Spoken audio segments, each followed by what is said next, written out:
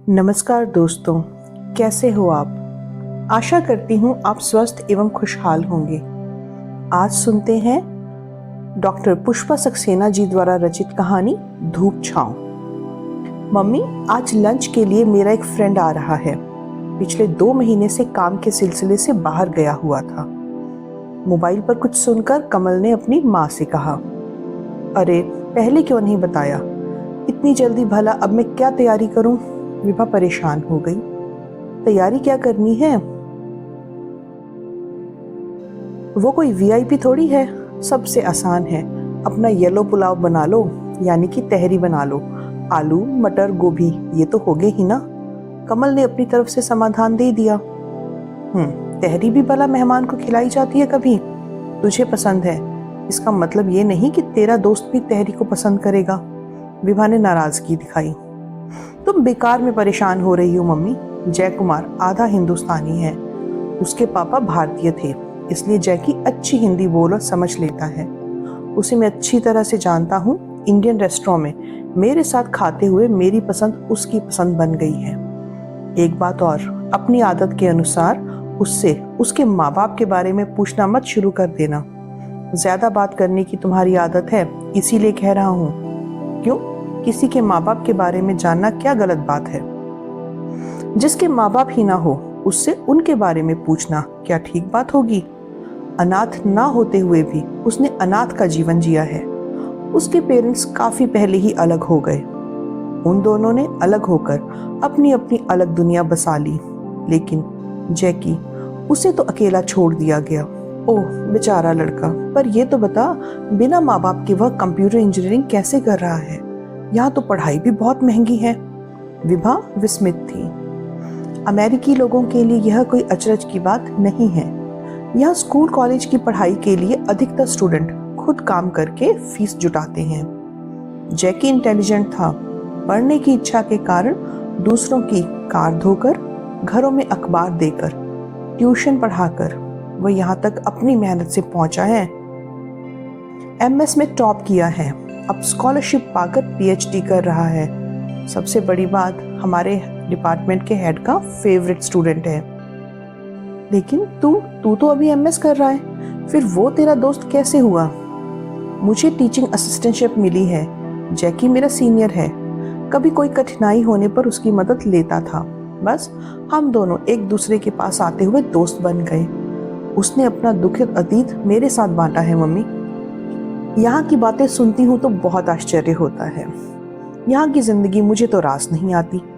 ऐसी बातें सुन सुनकर लगता है कि ठीक ही कहा जाता है कि भारत देश महान है। मम्मी, अभी तुम्हें आए हुए 2 ही महीने हुए हैं। ज्यादा दिन रहोगी तो धीरे धीरे अमेरिका भी अच्छा लगने लगेगा। अब बातें ही करती रही तो तुम्हारी तहरी की जगह हमें लंच के लिए किसी रेस्टोरेंट में जाना होगा। कमल ने परिहास किया। किचन में पहुंचकर विभा ने फ्रिज से गोभी मटर निकाली तो चेहरे पर मुस्कान आ गई। सच ही तो कहता है कमल, छिली मटर कटी सब्जी से खाना बनाना कितना सरल हो जाता है। वैसे अपने देश में धूप में बैठकर मटर छीलते खाते जाने का भी तो अलग ही मजा होता है। थोड़ी ही देर में किचन में मसालों की सुगंध आने लगी। तहरी छौंक विभा ने रायता और सलाद भी बना लिया। पापड़ तो उसने पहले ही तल कर रखे थे। डोरबेल पर कमल ने ही दरवाजा खोला था। जीन्स पर पहनी जैकेट से झांकती सफेद टी शर्ट पहने जय कुमार के चेहरे पर मीठी मुस्कान थी। हाय जैकी, अंदर आओ। मम्मा, जैकी आ गया है। कमल ने विभा को आवाज दी। विभा के पहुंचते ही कमल ने विभा का परिचय दिया। जैकी, मेरी मम्मी से मिलो। और मम्मी, यह है मेरा बेस्ट फ्रेंड जय कुमार। हम सब इसे जैकी ही कहकर पुकारते हैं। नमस्ते माँ, क्या मैं आपको माँ कह सकता हूँ? हाथ जोड़कर जैकी ने पूछा। क्यों नहीं, मेरे लिए जैसा कमल है वैसा ही तो तू है। देख कमल, जैकी ने मुझे नमस्ते की, माँ कहा, और तू हिंदुस्तानी होकर भी हाय हाय करता है। विभा को अमेरिकियों का हेलो की जगह हाय कहना कभी नहीं भाया। अरे मम्मी, ये बातें बना रहा है। कल ही इसने मुझसे पूछा था माँ को विश कैसे करूं जिससे वह मुझसे इम्प्रेस हो जाए। कमल ने जैकी की सच्चाई बताई। जो भी हो, उसने कम से कम तेरी संस्कृति के बारे में तो जानना चाहा। यही क्या कम है? ठीक है माँ, अब लंच मिलेगा या सिर्फ जैकी की तारीफ से ही पेट भरना होगा? जैकी कौन सी ड्रिंक लेगा? कमल ने बात का रुख बदला। तू तो जानता है, मेरे लिए तो सादा पानी ही सबसे अच्छी ड्रिंक है कमल। कमल ने फ्रिज से जूस निकालकर 2 ग्लासेस में डाल दिया और 1 ग्लास जैकी की ओर बढ़ाया। अच्छा, ये जूस ले, फ्रूट जूस सेहत के लिए अच्छा है। वैसे टेबल पर पानी भी रखा हुआ है। विभा को प्लेटें लगाते देख जैकी एकदम से सहायता के लिए खड़ा हो गया। माँ, हम दोनों ये सब काम कर लेंगे। कमल, तू मम्मा की हेल्प नहीं करता? अरे, मेरी माँ बहुत एफिशिएंट है, मुझे कोई काम करने ही नहीं देती। कमल ने सच बात बनाई। अरे, सच्चाई क्यों नहीं बता देता कि कितना बड़ा आलसी है तू। घर में सब पर केवल हुक्म चलाता था, कभी पानी का 1 ग्लास भी अपने आप नहीं लिया। विभा ने शिकायती लहजे में कहा। अरे अरे, ठीक है माँ, पर यहाँ पर तो आकर अपने सारे काम खुद ही करता हूँ ना। ये बात दूसरी है, जब से तुम आई हो मुझे काम करने नहीं देती, इसमें गलती तुम्हारी ही है। अच्छा, अब बातें बनाना छोड़ और जैकी को खाना परोस। जैकी माँ बेटे की नोकझोंक सुनकर मुस्कुरा रहा था। प्लेट में परोसी तहरी ने उसे कोई भूली बात याद दिला दी। अनायास ही कह बैठा, मेरे पापा को भी ऐसी तहरी बहुत पसंद थी। कहते थे उनके लखनऊ वाले घर में छुट्टी वाले दिन तहरी ही बनती थी। जिस दिन मम्मी घर में नहीं होती थी पापा तहरी बनाते थे। उसके साथ में दही, पापड़ वगैरह जो भी बनाया है, पापा भी वैसी ही कोशिश करते थे बनाने की। जैकी भूली यादों में खो सा गया और उसके चेहरे पर एक उदास छाया तैर गई। बस कर यार, तेरे चेहरे पर उदासी अच्छी नहीं लगती। अरे, तू तो बिंदास लड़का है, तेरे चेहरे पर हंसी ही खिलती है। कमल ने प्यार से कहा। क्या तुम्हारी मम्मी पापा की पसंद का खाना नहीं बनाती थी? हमारे यहाँ तो घर के पुरुष की पसंद को ही महत्व दिया जाता है। ये कमल भी रोज नई नई फरमाइश करता था और मुझे इसकी फरमाइश पूरी करनी पड़ती थी। विभा के चेहरे पर मीठी मुस्कान आ गई। असल में मेरी मम्मी पक्की अमेरिकन थी और पापा ठेठ हिंदुस्तानी। दोनों ने अपनी बेमेल मैरिज पता नहीं कैसे 11 साल तक खींची। मम्मी शादी के बाद पापा के साथ लखनऊ गई भी थी, पर वहां आधुनिक सुविधाओं के सर्वथा अभाव ने मम्मी के मन में इंडिया के लिए एक ऐसी नफरत भर दी कि पापा तक के लखनऊ जाने पर सख्त पाबंदी लगा दी गई। पापा मन मार कर रह गए। अमेरिका में सुख सुविधाओं के होने पर भी पापा अपना लखनऊ कभी नहीं भुला सके। वैसे बात तो सच भी है, भारत के ये सब घरों में यहाँ जैसी सुविधाएं नहीं है। यहाँ रहने वालों को इन सुविधाओं के बिना एडजस्ट कर पाना कठिन लगना स्वाभाविक ही है। विभा ने कहा, अगर ऐसा है तो पापा लखनऊ को भुला क्यों नहीं सके? एक बात सच यह भी है कि कहीं भी रहो, अपने देश की माटी से लगाव नहीं टूट सकता। बिल्कुल यही बात हीरजी आंटी भी कहती थी। वह भी अपने देश को याद करती रहती थी। हीरजी आंटी, ये कौन थी जैकी? विभा उत्सुक हो उठी। आंटी अपने पति के साथ अमेरिका आई थी। उनके पति ने फौज में नौकरी की थी। वियतनाम के साथ लड़ाई में उनके पति शहीद हो गए। हीरजी आंटी अकेली पड़ गई। उनसे शादी करने को बहुत लोगों ने प्रस्ताव दिए, पर आंटी ने प्रस्ताव स्वीकार नहीं किए। हाँ, मुझे अकेला जानकर उन्होंने अपने घर के दरवाजे मेरे लिए खोल दिए थे। काम करके मैंने आंटी की हेल्प करनी चाहिए, पर उन्होंने कभी भी पैसे स्वीकार नहीं किए। हमेशा कहती रही कि मैं पैसे आगे की पढ़ाई के लिए बचा कर रखूं, काम आएंगे। आज सिर्फ और सिर्फ उन्हीं की वजह से यहाँ तक पहुँच सका हूँ। जैकी की आवाज़ थोड़ी सी भीग गई थी।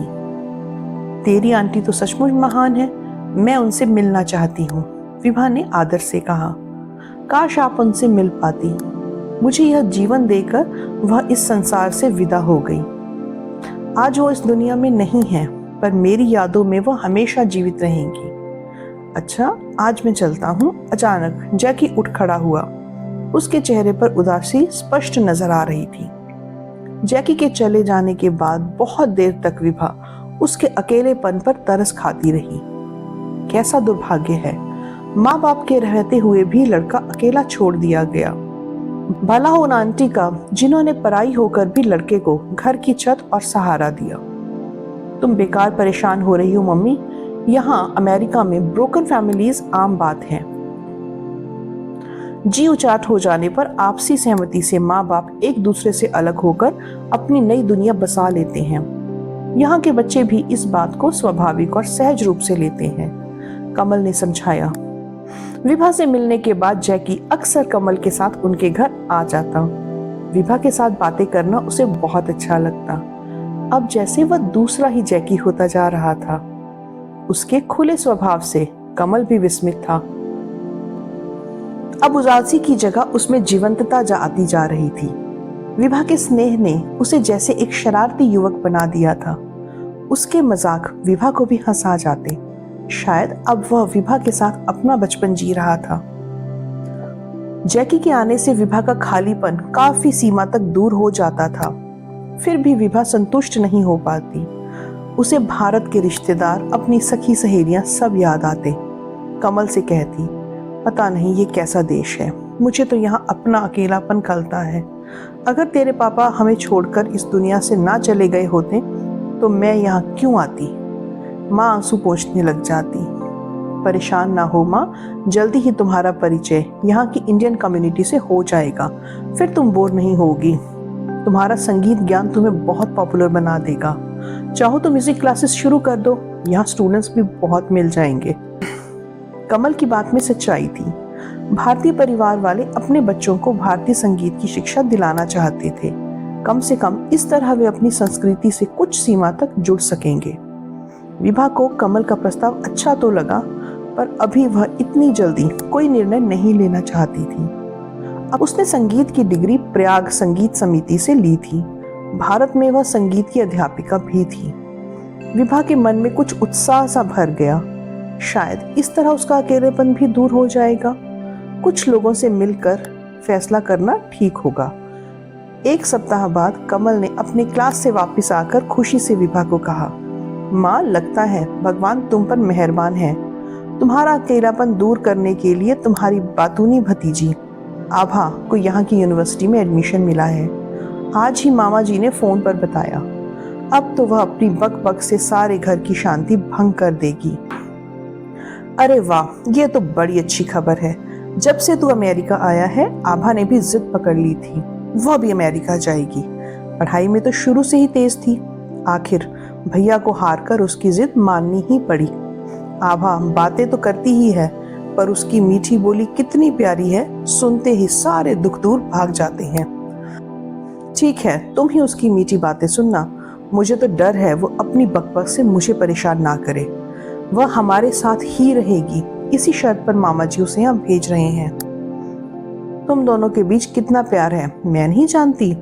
विभा के चेहरे पर हल्की मुस्कान थी। आभा को एक हफ्ते बाद आना था।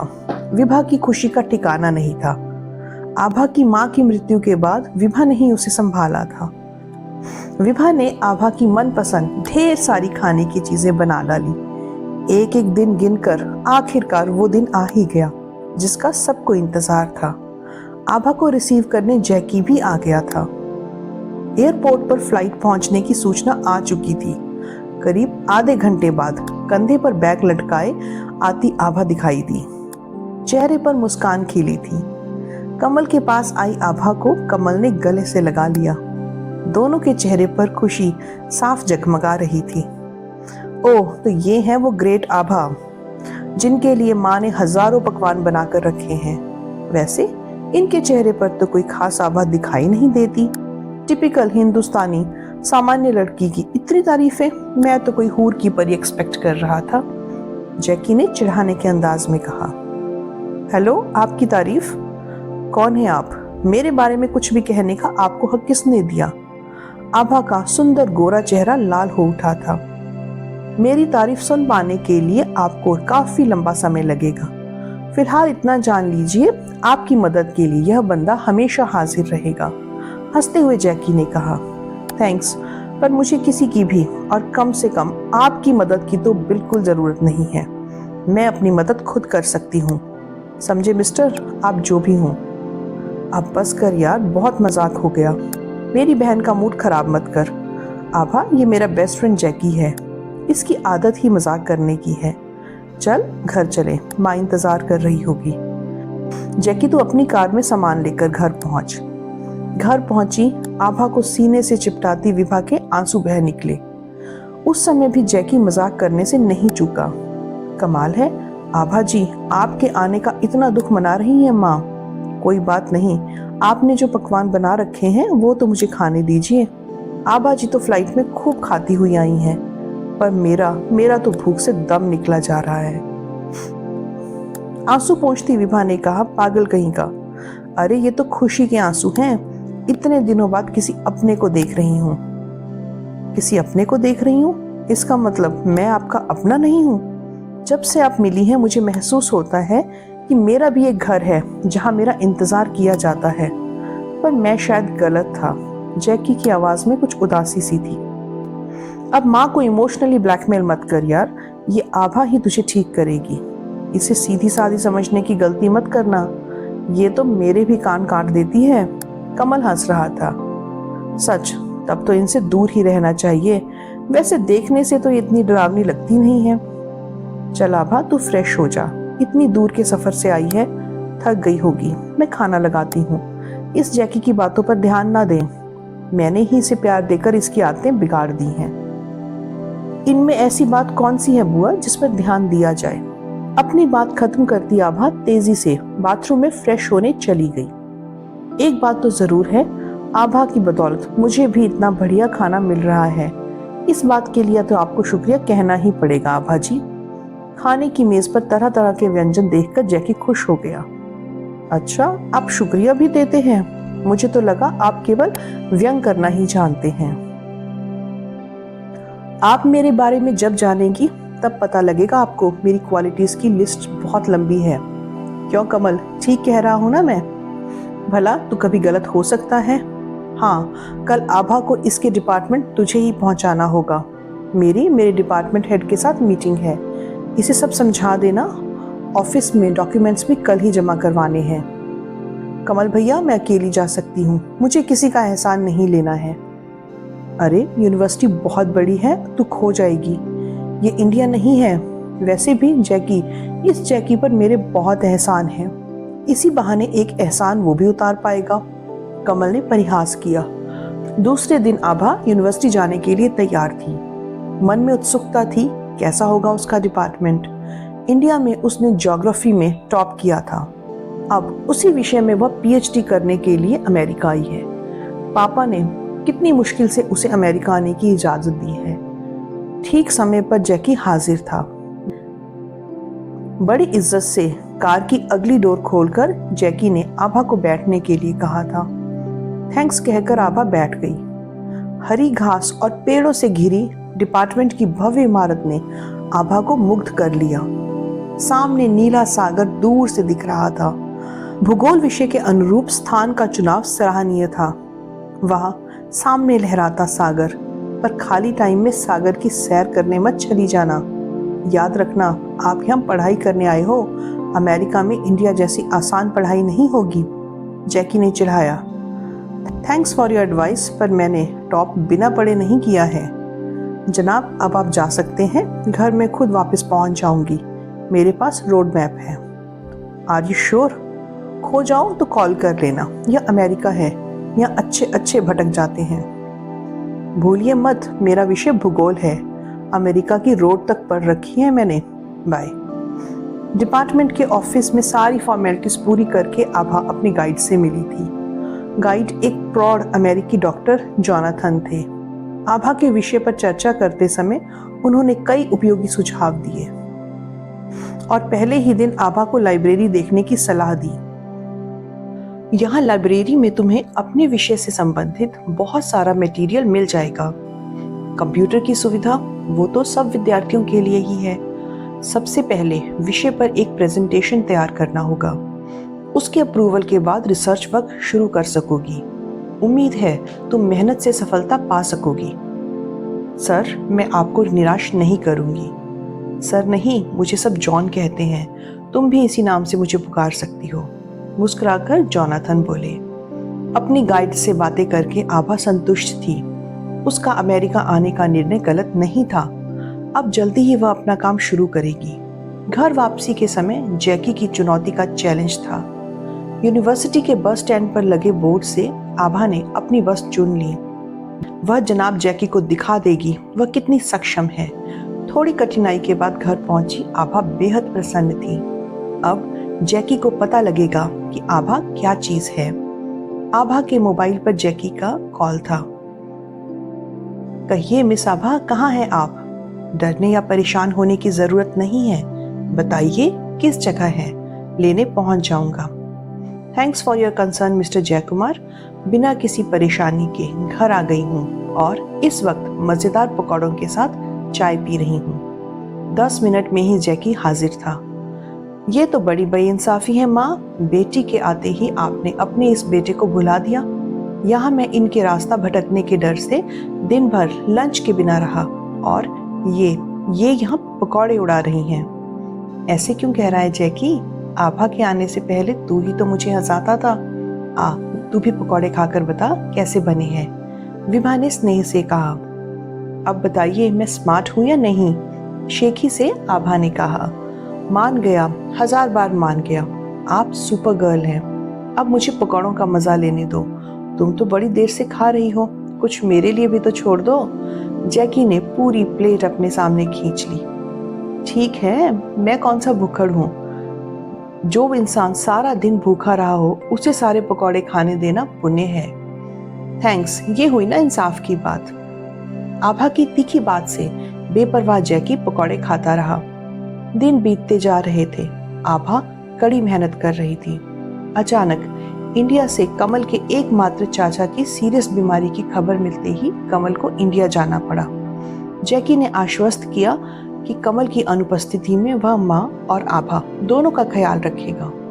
जैकी रोज रोज आकर उनकी खोज खबर ही नहीं लेता था, बल्कि उनका मन भी बहलाता था। आभा को परेशान करने में उसे खास मजा आता। यहाँ तक कि लाइब्रेरी में काम कर रही आभा को बीच बीच में आकर उसके काम में बाधा डालना मान लो उसका फर्ज बन गया था। लाइब्रेरी के शांत वातावरण में भी आभा को चिढ़ाने से जैकी बाज नहीं आता था। इतनी मेहनत किस लिए कर रही हो?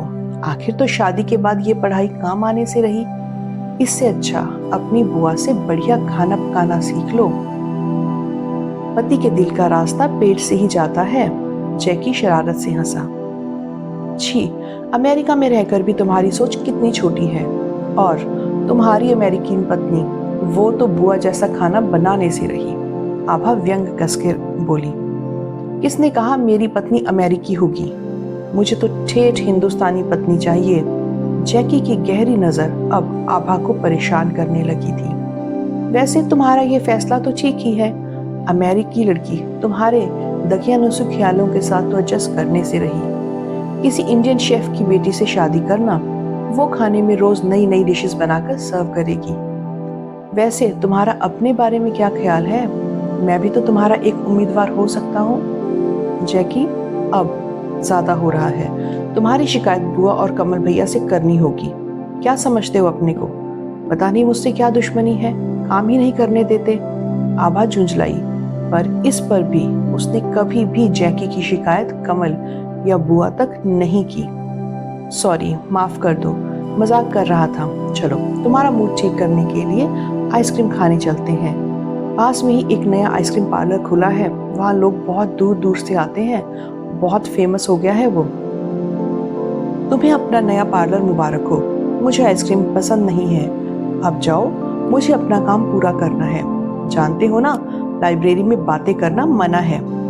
अगर आइसक्रीम पसंद नहीं तब तो तुम्हारा पति बहुत खुशनसीब होगा। उसके पैसे जो बचेंगे। यहाँ अमेरिका की लड़कियां तो आइसक्रीम खा खा के ही अपना पेट भरती हैं। जैकी ने उसे फिर चिढ़ाया। मेरे पति या उसके पैसों की चिंता तुम्हें क्यों है मिस्टर? वैसे भी आपकी जानकारी के लिए मेरा पति जो भी होगा वो कंजूस नहीं दिलदार होगा। आभा थोड़ी नाराज हो गई। मुझसे उसका वास्ता जो है, खैर आज नहीं फिर कभी समझ ही जाओगी। आभा को विस्मित छोड़कर जैकी चला गया। कुछ देर तक आभा जैकी की बातों का अर्थ समझने की कोशिश करती रही। उसकी जो समझ में आ रहा था उससे वह अनजान नहीं थी। आभा को भी जैकी की बातें अच्छी लगती। अपने को बहलाने के लिए वह सोचती कि वैसी बातें दो दोस्त भी तो आपस में करते हैं। वह घर से इतनी दूर पढ़ाई करने आई है।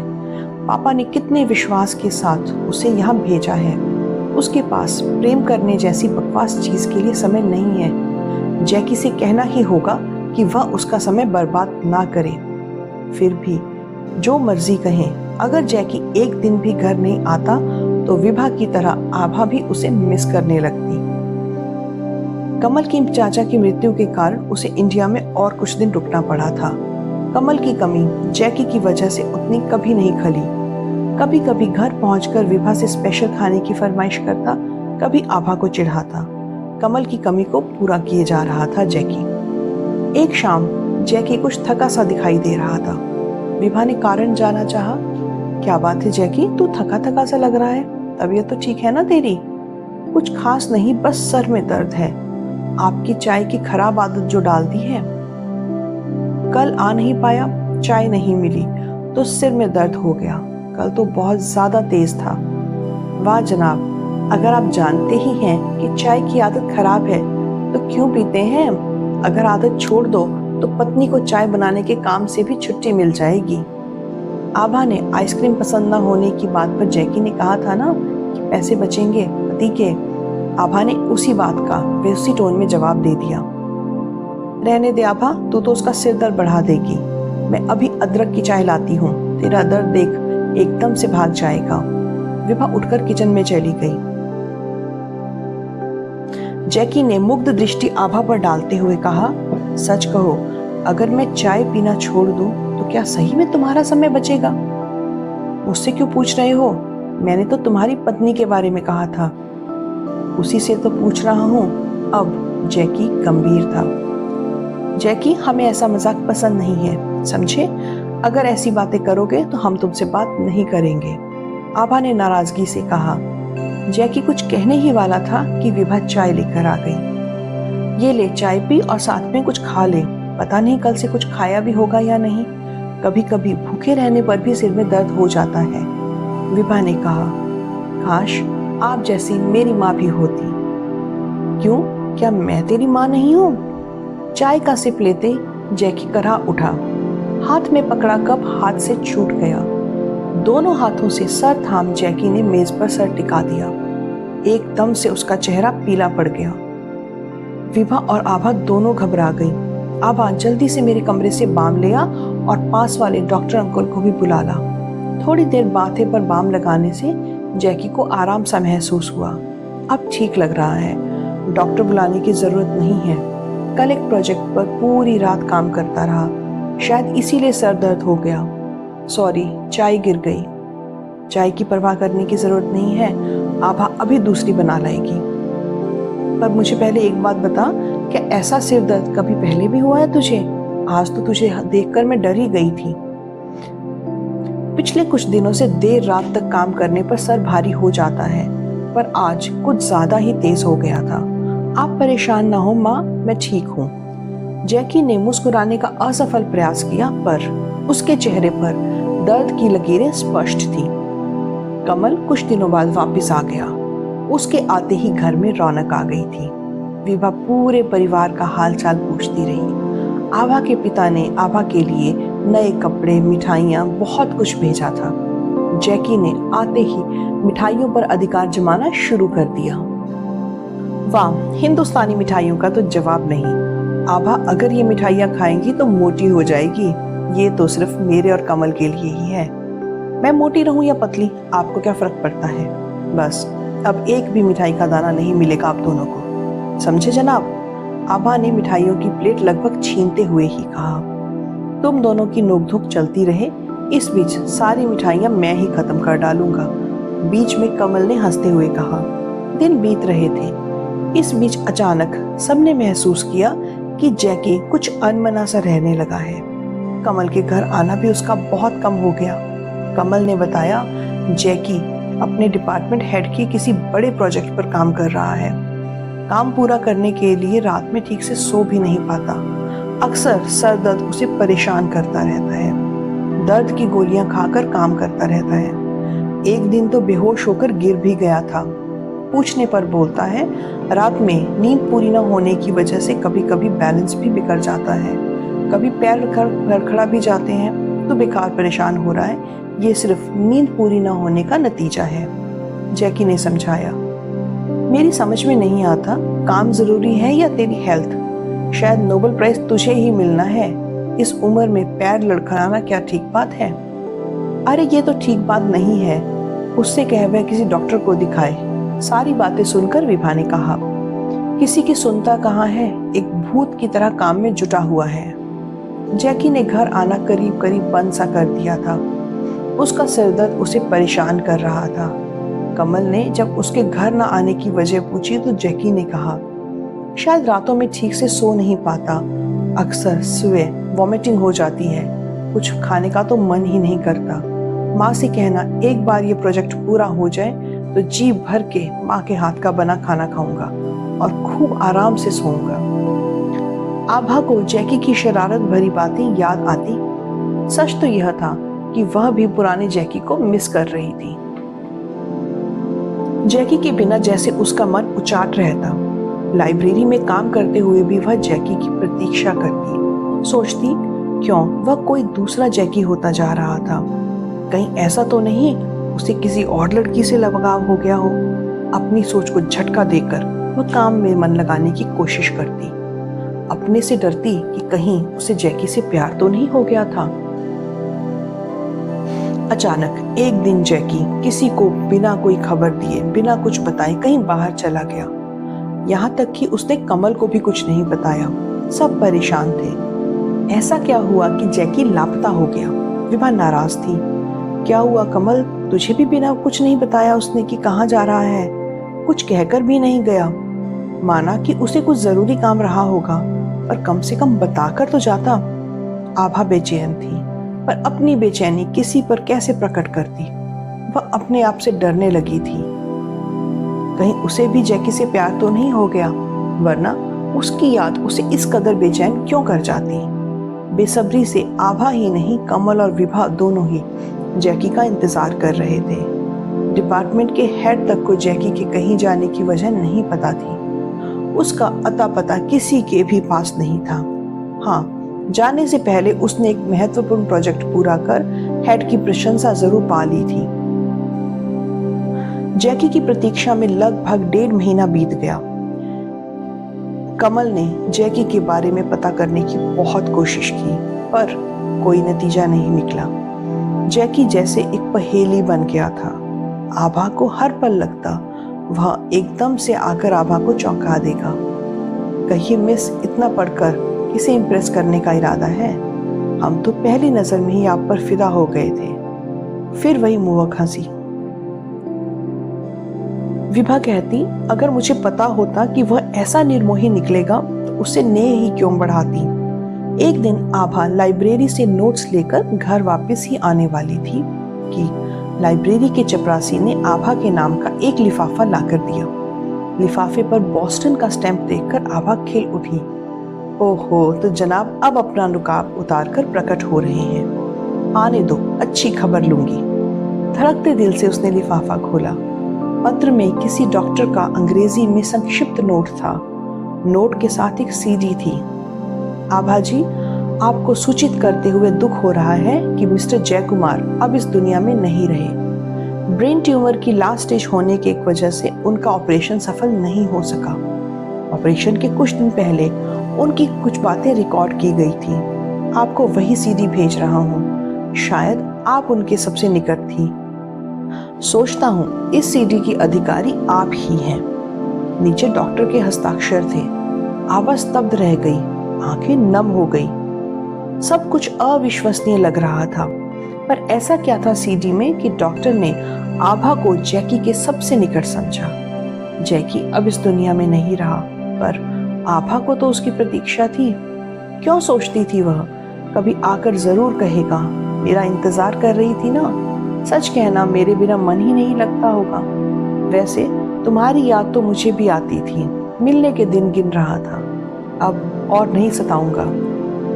घर में सबके सामने सीडी पर जैकी की बातें सुनना क्या ठीक होगा?